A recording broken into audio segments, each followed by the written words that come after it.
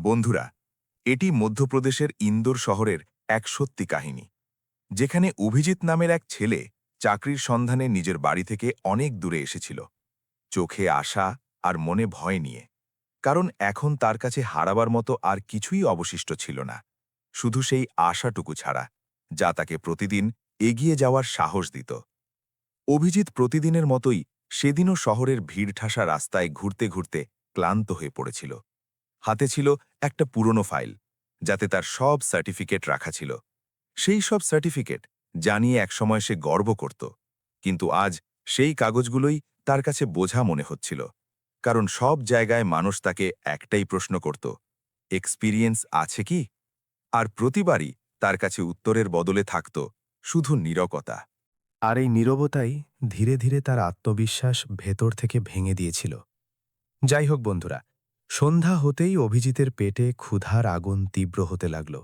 সে সকাল থেকে কিছুই খায়নি, পকেটে একটা টাকাও ছিল না, আর এখন তার পাও যেন জবাব দিয়ে দিয়েছিল। তখনই তার নজরে পড়ল একটা ছোট্ট ফাস্ট ফুড স্টল, যেখান থেকে গরম গরম সমোসার সুগন্ধ আসছিল। আর সেই সুগন্ধ যেন তার ভেতরের ক্ষুধাকে আরও জাগিয়ে তুলল। সে গুটি গুটি পায়ে গিয়ে সেই স্টলের পাশে একটা কোণায় বসে পড়ল। কিছু না বলে, কিছু না চেয়ে, শুধু চুপচাপ সেই সমস্যা তৈরি হওয়া দেখতে লাগল। তার চোখে এক অদ্ভুত শূন্যতা ছিল, যেন সে শুধু খাবার নয়, বরং জীবনে একটু আশ্রয়ও খুঁজছিল। সেই স্টলে একটা মেয়ে কাজ করছিল। তার নাম ছিল প্রিয়াঙ্কা। দেখতে সাধারণ হলেও চোখে একটা আলাদা দৃঢ়তা ছিল, যেন জীবন তাকে অনেক কিছু শিখিয়ে দিয়েছে। সে দ্রুত হাতে নিজের কাজ করছিল, কিন্তু হঠাৎ তার নজর সেই কোণায় বসে থাকা অভিজিতের উপর পড়ল, যে গত বেশ কয়েক মিনিট ধরে ওখানেই বসেছিল আর বারবার সমস্যার দিকে তাকাচ্ছিল। প্রিয়াঙ্কা কয়েক মুহূর্ত তাকে মন দিয়ে দেখল, তারপর কিছু না ভেবেই দুটো সমস্যা একটা প্লেটে রাখল আর তার দিকে এগিয়ে গেল। তার সামনে প্লেটটা রেখে সে আস্তে করে জিজ্ঞেস করল, খিদে পেয়েছে নাকি? অভিজিৎ প্রথমে তো একটু ঘাবড়ে গিয়েছিল, যেন কেউ তার অবস্থা ধরে ফেলেছে। কিন্তু তারপর সে আলতো করে মাথা নেড়ে হ্যাঁ বলল, আর নিচু স্বরে বলল, হ্যাঁ, কিন্তু আমার কাছে টাকা নেই। প্রিয়াঙ্কা হালকা হাসল আর বলল, কোনো ব্যাপার না, খাবার খেয়ে নাও, এটা কোনো বড় কথা নয়। তার গলায় না কোনো অহংকার ছিল, না কোনো এহসান দেখানোর সুর, ছিল শুধু এক অকৃত্রিম মানবতা, যা শুনে অভিজিতের মনের ভেতরটা যেন গলে গেল। সে ধীরে ধীরে প্লেটটা তুলে নিল আর খেতে লাগল। প্রতিটা গ্রাসের সাথে তার চোখে জল বাড়তে থাকল, কারণ অনেক সময় মানুষকে খাবার নয়, বরং মানবতা বেশি ছুঁয়ে যায়। খেতে খেতে সে নিজের ফাইলটা নিচে রেখেছিল, আর তখনই প্রিয়াঙ্কার নজর সেই ফাইলের ওপর পড়ল। সে কিছু না বলে আস্তে করে ফাইলটা তুলল আর খুলে দেখতে লাগল। ভেতরে অনেক সার্টিফিকেট ছিল, ডিগ্রি, মার্কশিট আর কিছু পুরনো কাগজ, যা এই কথার প্রমাণ ছিল যে অভিজিৎ একসময় খুব ভালো ছাত্র ছিল। কিন্তু যেমনই প্রিয়াঙ্কার নজর একটা নামের ওপর পড়ল, সে কয়েক মুহূর্তের জন্য থমকে গেল। তার চোখে হঠাৎ একটা আলাদা ভাব ফুটে উঠল। সে আস্তে করে জিজ্ঞেস করল, তুমি এখানে কেন এসেছ? অভিজিৎ একটা দীর্ঘশ্বাস ফেলে বলল, চাকরির খোঁজে এসেছি, কিন্তু মনে হয় কপালে চাকরি নেই। সকাল থেকে সন্ধ্যা হয়ে গেল, কোথাও কিছু পেলাম না। প্রিয়াঙ্কা কিছুক্ষণ চুপ থাকল, তারপর জিজ্ঞেস করল, আর এখন কোথায় যাবে? অভিজিৎ হালকা একটা হাসির সাথে বলল, যেখানে জায়গা পাব ওখানেই ঘুমিয়ে পড়ব। বাড়ি যেতে পারব না। মাকে কথা দিয়ে এসেছি যে যতক্ষণ চাকরি পাব না ততক্ষণ ফিরব না। এটা শুনে প্রিয়াঙ্কার মুখে এক গাম্ভীর্য চলে এলো। সে কিছু ভাবল আর তারপর বলল, যদি তোমার কোনো সমস্যা না থাকে তবে তুমি আমার সাথে আমার বাড়িতে আসতে পারো। যতক্ষণ চাকরি না পাচ্ছ ওখানেই থেকে যেও। এটা শুনে অভিজিৎ একদম অবাক হয়ে গেল। সে বুঝেই উঠতে পারল না কি জবাব দেবে। এক অচেলা মেয়ে, যার সাথে এইমাত্র দেখা হলো, সে তাকে নিজের বাড়িতে যাওয়ার কথা বলছে। তার মনে অনেক প্রশ্ন জাগতে লাগল। কেন? কিসের জন্য? এটা কি ঠিক? সে আস্তে করে বলল, আপনি এমনটা কেন করছেন? প্রিয়াঙ্কা হালকা হাসির সাথে জবাব দিল, কারণ একসময় কেউ আমারও ঠিক এভাবেই সাহায্য করেছিল, আর তোমাকে দেখে আমার ওনার কথা মনে পড়ে গেল। তার কথায় এক অদ্ভুত সত্যতা ছিল, যা সরাসরি হৃদয়ে গিয়ে পৌঁছচ্ছিল। অভিজিৎ কয়েক মুহূর্ত তাকে দেখতে থাকল, তারপর সে নজর নামিয়ে নিল, কারণ এখন তার কাছে না করার মতো কোনো জোরালো কারণ ছিল না। আর সত্যিটা হলো এই যে, তারও একটা আশ্রয়ের দরকার ছিল। কিছুক্ষণ ভাবার পর সে আস্তে করে বলল, ঠিক আছে, আমি আপনার সাথে যাব। প্রিয়াঙ্কা শুধু হালকা করে মাথা নাড়ল আর নিজের কাজ গোছাতে লাগল। কিছুক্ষণ পর দুজনেই একসাথে সেই জায়গা থেকে বেরিয়ে পড়ল। কিন্তু অভিজিতের মনে তখনও তোলপাড় চলছিল। সে হাঁটতে হাঁটতে ভাবছিল যে সে কি ঠিক করছে নাকি ভুল। কারণ সে এই শহরে নতুন ছিল, আর কারো উপর ভরসা করা তার জন্য সহজ ছিল না। রাস্তা ধীরে ধীরে সরু হতে লাগল। বড় রাস্তাগুলো পেছনে পড়ে গিয়েছিল, আর এখন তারা ছোট ছোট গলিতে প্রবেশ করেছিল, যেখানে বাড়িগুলো একে অপরের খুব কাছে ছিল, আর চারপাশে এক আলাদা পরিবেশ ছিল। এসব দেখে অভিজিতের পা কিছুটা ধীর হয়ে এলো। তার মনে ভয়ও ছিল আর দ্বিধাও। কিন্তু এখন সে আর পিছন ফিরতেও পারত না। প্রিয়াঙ্কা আগে আগে হাঁটছিল আর অভিজিৎ তার পেছনে। প্রতিটা পদক্ষেপের সাথে তার মনে একটাই প্রশ্ন ঘুরছিল, যে এই রাস্তা কি তাকে কোনো নতুন সূচনার দিকে নিয়ে যাচ্ছে, নাকি কোনো অজানা মোড়ে ছেড়ে দেবে। আর এই চিন্তার সাথেই সে ধীরে ধীরে সেই সরু গলির শেষ পর্যন্ত পৌঁছে যায়, যেখানে প্রিয়াঙ্কা একটা ছোট দরজার সামনে দাঁড়িয়ে পড়ে। আর দরজা ধাক্কা দিয়ে ডাক দেয়, মা, দরজা খোলো। আর দরজা খুলতেই অভিজিতের জীবন এমন এক মোড়ে এসে দাঁড়িয়ে যায়, যেখান থেকে ফিরে আসা এখন আর সহজ ছিল না। কারণ সামনে দাঁড়িয়ে থাকা এক বৃদ্ধা মহিলার চোখে প্রশ্নও ছিল, আবার আপনত্বও। আর সেই এক মুহূর্তেই অভিজিৎ অনুভব করতে পেরেছিল যে এই বাড়িটি ছোট অবশ্যই, কিন্তু এর ভেতরে মনগুলো অনেক বড়। বৃদ্ধা মহিলা দরজাটা আরও একটু খুললেন, আর প্রিয়াঙ্কার দিকে তাকিয়ে জিজ্ঞেস করলেন, বেটি, এ কে? ওনার গলায় কড়া ভাব কম আর চিন্তায় বেশি ছিল, যেন উনি সবটা বুঝতে চাইছিলেন। প্রিয়াঙ্কা শান্ত গলায় বলল, মা, এ হলো অভিজিৎ, চাকরির সন্ধানে এখানে এসেছে। সারাদিন ক্ষুধার্ত ছিল, তাই আমি একে খাবার দিয়েছি, আর ভাবলাম যতক্ষণও কাজ না পাচ্ছে ও আমাদের সাথেই থাকতে পারে। মহিলা এক মুহূর্তের জন্য অভিজিৎকে ওপর থেকে নিচে পর্যন্ত দেখলেন। তার জামা কাপড়ের অবস্থা, মুখের ক্লান্তি আর চোখের বিষণ্ণতা সবকিছু বলে দিচ্ছিল যে সে সত্যিই বিপদে আছে। তারপর তিনি আস্তে করে বললেন, ভেতরে এসো বাবা। এটা শুনে অভিজিৎ যেন একটু স্বস্তি পেল। সে ধীরে ধীরে ভেতরে এলো। ঘর খুব ছোট ছিল, একটা কামরা, রান্নার একটা কোণা আর একটা ছোট উঠোন। কিন্তু সবকিছু খুব পরিপাটি করে রাখা ছিল, যেন কম জিনিসেও শান্তি খুঁজে পাওয়া যায়। অভিজিৎ ইতস্তত করে বলল, আমি এখানে বেশি দিন থাকব না, শুধু যখন পর্যন্ত কোনো কাজ না পাচ্ছি। মহিলা হালকা হাসলেন আর বললেন, বাবা, থাকার জায়গা দেওয়ার জন্য দিন গোনা হয় না, শুধু মানুষ দেখা হয়। এটা শুনে অভিজিৎ চুপ হয়ে গেল, কারণ সে অনুভব করছিল যে বিনা পরিচয়ে সে এত বড় ভরসা পাচ্ছে, যা আজকের দিনে খুব বড় ব্যাপার। প্রিয়াঙ্কা তাকে একটা ছোট ঘর দেখালো, যেখানে একটা বিছানা পাতা ছিল। সে বলল, তুমি এখানে বিশ্রাম নাও, খুব ক্লান্ত লাগছে তোমাকে। অভিজিৎ মাথা নাড়ল আর বিছানায় বসে পড়ল। তার শরীরের ক্লান্তি যেন হঠাৎ করে বেরিয়ে আসতে লাগল। আর যেমনই সে চোখ বন্ধ করল, সারা দিনের সমস্ত ঘটনা তার মাথায় ঘুরতে লাগল। ক্ষুধা, অসহায়তা, আর তারপর হঠাৎ পাওয়া এই সাহায্য। কিন্তু একই সাথে একটা প্রশ্নও তার মনে বারবার জাগছিল। আসল প্রিয়াঙ্কা তার এত সাহায্য কেন করল? শুধু দয়া, নাকি এর পেছনে অন্য কিছুও ছিল? কিছুক্ষণ পর বাইরে থেকে প্রিয়াঙ্কা আর তার মায়ের নিচু স্বরের আওয়াজ আসতে লাগল। তারা নিজেদের মধ্যে কথা বলছিল। অভিজিৎ সবটা শুনতে পাচ্ছিল না, কিন্তু কিছু শব্দ তার কানে পৌঁছাল। রামেশ্বর, উপকার। এই নামটা শুনে অভিজিৎ হঠাৎ চমকে উঠল। সে ভাবল এরা বাবার নাম কেন নিচ্ছে, কিন্তু ক্লান্তি এত বেশি ছিল যে সে আর বেশি ভাবতে পারল না, এবং ধীরে ধীরে ঘুমে তলিয়ে গেল। পরের দিন সকালে যখন তার চোখ খুলল, তখন জানালা দিয়ে আসা হালকা রোদ তার মুখে পড়ছিল, আর ঘরের বাইরে থেকে চায়ের সুগন্ধ আসছিল। সে উঠে বাইরে এলো তো দেখল প্রিয়াঙ্কা তার জন্য চা নিয়ে দাঁড়িয়ে আছে। প্রিয়াঙ্কা হাসি মুখে বলল, নাও, সকালটা শুরু করো চা দিয়ে। অভিজিৎ চা নিল আর ধীরে ধীরে খেতে লাগল। তার এই সবকিছু একটু অদ্ভুত তো লাগছিল, কিন্তু এখন তার ভয় অনেকটাই কমে গিয়েছিল, কারণ এখানে সে কোনো বিপদ নয়, বরং আপনত্ব অনুভব করছিল। কিছুক্ষণ পর সে বলল, আমি আজ আবার চাকরির সন্ধানে যাব। প্রিয়াঙ্কা বলল, হ্যাঁ, নিশ্চয়ই যাও, কিন্তু সাহস হারিও না। অভিজিৎ মাথা নাড়ল আর নিজের কাগজগুলো নিয়ে বেরিয়ে পড়ল। আজ তার পায়ে কিছুটা জোর ছিল, কারণ এখন তার কাছে একটা জায়গা ছিল যেখানে সে ফিরে আসতে পারে। সারা দিন সে বিভিন্ন জায়গায় ঘুরে বেড়াল, ইন্টারভিউ দিল, কিন্তু সব জায়গায় সেই একই উত্তর, এক্সপিরিয়েন্স চাই। আর সন্ধ্যা হতে হতে তার উৎসাহ আবার ভেঙে যেতে লাগল। ক্লান্ত হয়ে সে যখন বাড়ি ফিরল, তো প্রিয়াঙ্কার মা জিজ্ঞেস করলেন, বাবা, কিছু মিলল? অভিজিৎ হালকা হাসির সাথে বলল, না, এখনো না। প্রিয়াঙ্কাও কিছুক্ষণ পর কাজ থেকে ফিরল।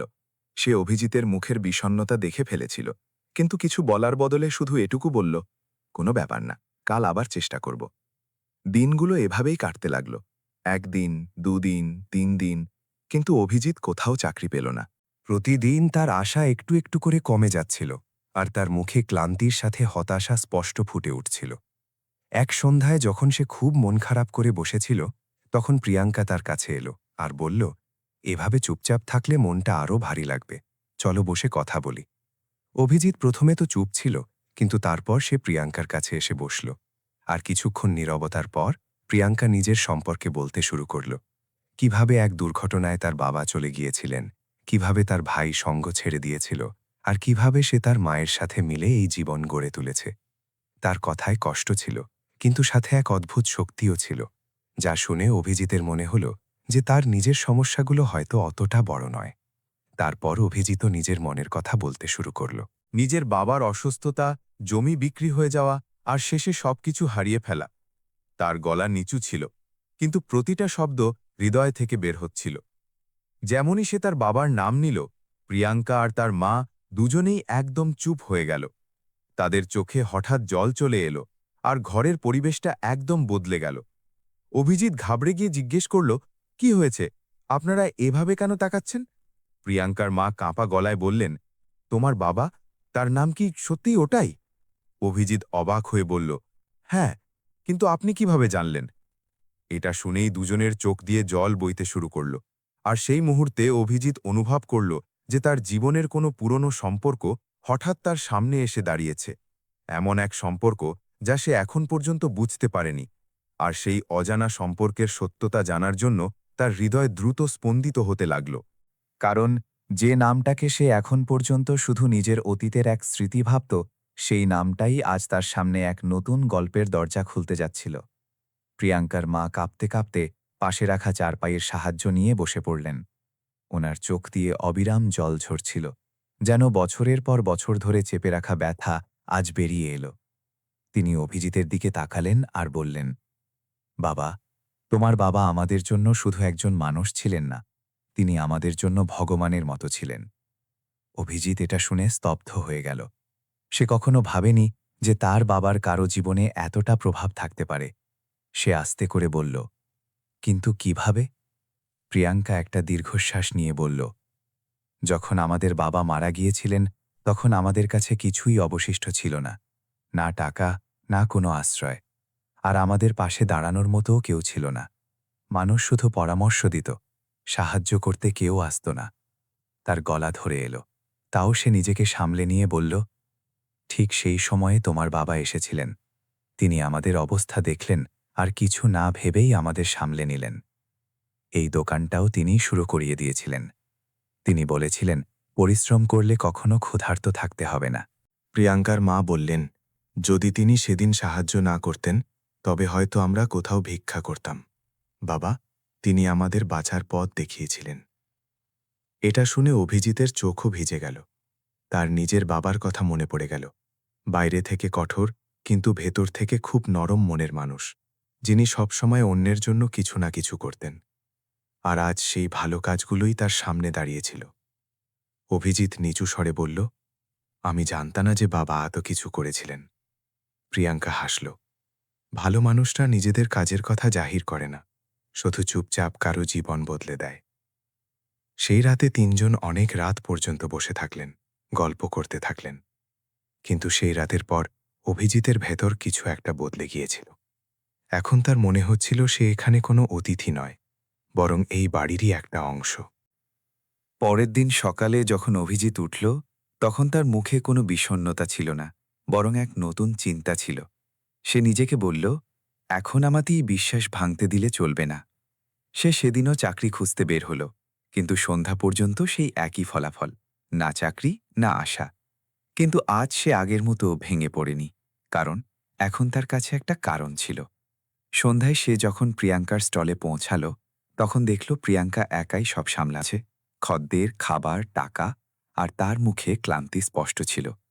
অভিজিৎ কিছুক্ষণ তাকিয়ে থাকল, তারপর বলল, আমি একটু সাহায্য করে দিই? প্রিয়াঙ্কা বলল, না, তুমি ক্লান্ত, বিশ্রাম নাও। অভিজিৎ হাসল, এখন বিশ্রাম নয়, কাজ করতে হবে। সে কোনো দ্বিধা ছাড়াই কাজে লেগে গেল। প্লেট দেওয়া, বাসন পরিষ্কার করা, খদ্দেরদের সামলানো। শুরুতে একটু জড়তা ছিল, কিন্তু ধীরে ধীরে সব শিখে নিল। রাতে প্রিয়াঙ্কা বলল, আজ কাজটা খুব সহজ মনে হচ্ছে। অভিজিৎ বলল, কাজ ভাগ করে নিলে সহজ হয়ে যায়। সেই দিনের পর থেকে অভিজিৎ প্রতিদিন সাহায্য করতে লাগল। সকালে চাকরি খুঁজত আর সন্ধ্যায় স্টলে কাজ করত। কিন্তু ধীরে ধীরে সে এই কাজে শান্তি পেতে লাগল। একদিন সে বলল, যদি আমি সারাদিন এই কাজটাই করি তবে? প্রিয়াঙ্কা জিজ্ঞেস করল, মানে? অভিজিৎ বলল, চাকরি খুঁজতে খুঁজতে ক্লান্ত হয়ে গিয়েছি, কিন্তু এখানে মনে হয় কিছু করতে পারব। প্রিয়াঙ্কা বলল, ঠিক আছে, কিন্তু খুব বেশি টাকা দিতে পারবো না। অভিজিৎ হেসে ফেলল, আমি টাকার জন্য করছি না। এরপর দুজনে মিলে কাজ শুরু করল। অভিজিৎ পরিষ্কার পরিচ্ছন্নতা, ব্যবহার আর গুণমানের ওপর নজর দিল। আর ধীরে ধীরে ভিড় বাড়তে লাগল। মানুষ বলতে লাগল এখানকার খাবার খুব ভালো আর পরিষ্কার, আর এটাই তাদের পরিচয় হয়ে গেল। দিনগুলো মাসে বদলে গেল, আর তাদের ছোট্ট স্টলটা একটা বিখ্যাত জায়গায় পরিণত হল। প্রিয়াঙ্কা একদিন জিজ্ঞেস করল, তুমি এইসব কিভাবে করলে? অভিজিৎ হাসল, যা দেখতে ভালো লাগে তাই মানুষ কেনে। এখন দুজনে একে অপরকে বুঝতে পারত। কিছু না বলেই সব বুঝে নেওয়া এক বিশেষ সম্পর্ক তৈরি হয়ে গিয়েছিল। কিন্তু দুজনেই সেটাকে নাম দিতে ভয় পেত। সময় বয়ে গেল, আর ১.৫ বছরের মধ্যে তাদের স্টল একটা বড় রেস্টুরেন্টে বদলে গেল। আয়ও বাড়ল আর মানুষও। অভিজিৎ বাড়িতে টাকা পাঠাতে লাগল, আর তার মায়ের মনে হতে লাগল যে সব ঠিক হচ্ছে।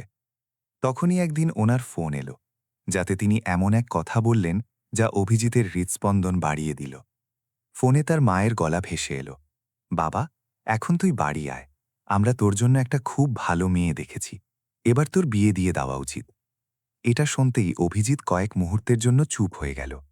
তার কাছে উত্তর তো ছিল, কিন্তু শব্দ ছিল না। কারণ তার মনে যা চলছিল তা সে সেই মুহূর্তে মাকে বলতে পারত না। আর তখনই তার নজর সামনে দাঁড়িয়ে থাকা প্রিয়াঙ্কার ওপর পড়ল, যে একটু দূরে দাঁড়িয়ে সব শুনছিল, আর তার মুখের হাসি হঠাৎ কোথাও হারিয়ে গিয়েছিল। অভিজিৎ নিচু স্বরে বলল, মা, আমি তোমার সাথে পরে কথা বলছি, আর ফোন কেটে দিল। কয়েক মুহূর্ত সেখানে নীরবতা ছেয়ে থাকল, যেন বাতাসও থমকে গিয়েছে। আর তারপর অভিজিৎ প্রিয়াঙ্কার দিকে তাকাল, যে এখন তার থেকে নজর সরিয়ে নিচ্ছিল। তার চোখের কোণে জল পরিষ্কার দেখা যাচ্ছিল, কিন্তু সে নিজেকে সামলানোর চেষ্টা করছিল। অভিজিৎ আস্তে করে তার কাছে গেল আর বলল, প্রিয়াঙ্কা, কি হয়েছে? প্রিয়াঙ্কা তার দিকে না তাকিয়েই বলল, কিছু না, তুমি বাড়ি যাও, তোমার মা অপেক্ষা করছেন। অভিজিৎ তার হাত ধরে নিল আর বলল, আমাকে সত্যিটা জানতে হবে, তোমাকে আমার দিব্যি, বলো কি ব্যাপার। এটা শুনতেই প্রিয়াঙ্কা নিজেকে আর সামলাতে পারল না। সে ঘুরে তার দিকে তাকাল, আর তার চোখ দিয়ে জল গড়িয়ে পড়তে লাগল। তার গলা কাঁপছিল। আমি কখনো ভাবিনি যে তোমাকে ভালোবেসে ফেলব। কিন্তু হয়ে গিয়েছে।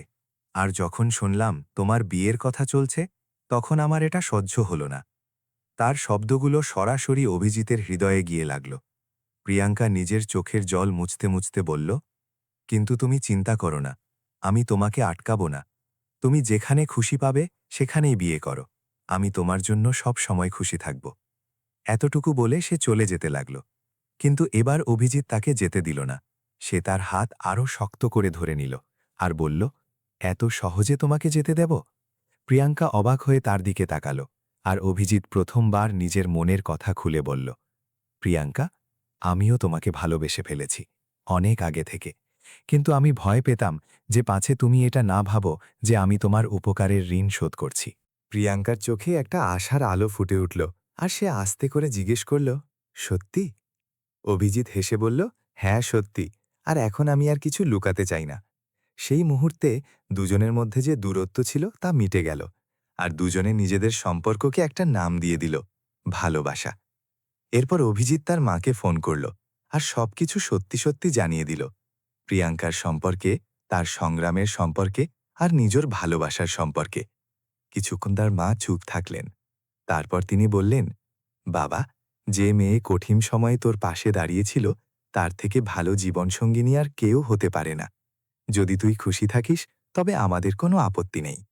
এটা শুনে অভিজিতের চোখে খুশির জল চলে এলো। কিছুদিনের মধ্যেই দুই পরিবার দেখা করল, আর কোনো আড়ম্বর ছাড়াই সাদামাটাভাবে তাদের বিয়ে ঠিক হয়ে গেল। না কোনো বাড়তি খরচ, না কোনো শোরগোল, শুধু নিজেদের মানুষের মধ্যে একটা খাঁটি সম্পর্ক জুড়ে গেল। বিয়ের পর অভিজিৎ তার মা আর বোনকে শহরে নিয়ে এলো, আর প্রিয়াঙ্কার মাও তাদের সাথেই থাকতে লাগলেন। এখন সেই ছোট বাড়িটা একটা বড় পরিবারে বদলে গিয়েছিল, যেখানে চারপাশে শুধু আপনত্ব ছিল। সময়ের সাথে সাথে তাদের রেস্টুরেন্ট আরও এগিয়ে গেল, কিন্তু তারা কখনো নিজেদের শুরুটা ভুলে গেল না। সেই ছোট স্টলটা, সেই সংগ্রামের দিনগুলো আর সেই প্রথম দেখা, সব কিছু তাদের মনে সবসময় জ্যানতে থাকল। অভিজিৎ তার বোনের বিয়েও খুব ধুমধাম করে দিল, আর দুই মায়ের খেয়াল রাখল, আর প্রিয়াঙ্কা সবসময় সব বিপদে তার পাশে দাঁড়িয়ে থাকল। এখন তাদের জীবনে কোনো অভাব ছিল না, কারণ তারা এটা বুঝে নিয়েছিল যে আসল সুখ বড় স্বপ্নে নয়, বরং সেই সম্পর্কে থাকে যা কঠিন সময়ে পাশে থাকে। আর এইভাবেই এক ক্ষুধার্ত ছেলে আর এক দয়ালু মেয়ের সেই ছোট্ট দেখা এক এমন কাহিনী লিখে দিল, যাতে সংগ্রাম ছিল, উপকার ছিল, আর সবকিছুর ঊর্ধ্বে ছিল এক সত্যিকারের ভালোবাসা। বন্ধুরা, এই গল্প থেকে যে শিক্ষা পাওয়া যায় তা হল সত্যিকারের দয়া কখনো বৃথা যায় না, এবং যে মানুষ দুঃসময়ে পাশে দাঁড়ায় সেই আসল বন্ধন গড়ে তোলে। সাথে অক্লান্ত পরিশ্রম আর সঠিক মনোভাব ছোট শুরুকেও বড় সাফল্যে বদলে দিতে পারে। কিন্তু এবার আপনারা বলো, যদি আপনারা অভিজিতের জায়গায় হতে, তবে কি আপনারা কোনো অচেনা মেয়ের সাথে তার বাড়িতে যেতে, নাকি ভয়ের কারণে মানা করে দিতে? আর যদি আপনারা প্রিয়াঙ্কার জায়গায় হতে, তবে কি আপনারা এক অচেনা ছেলের ওপর এত ভরসা করে তাকে সাহায্য করতে? কমেন্টে নিশ্চয়ই জানাবে যে আপনাদের কোন চরিত্রটি বেশি শক্তিশালী মনে হয়েছে, অভিজিৎ নাকি প্রিয়াঙ্কা, আর কেন? আর যদি গল্পটি হৃদয়ে ছুঁয়ে থাকে, তবে ভিডিওটি লাইক করো, ফাহিম ভয়েস চ্যানেলকে সাবস্ক্রাইব করো, আর এই রকমই হৃদয়ে ছুঁয়ে যাওয়া গল্পের জন্য পাশে থেকো। আবার দেখা হবে পরের ভিডিওতে।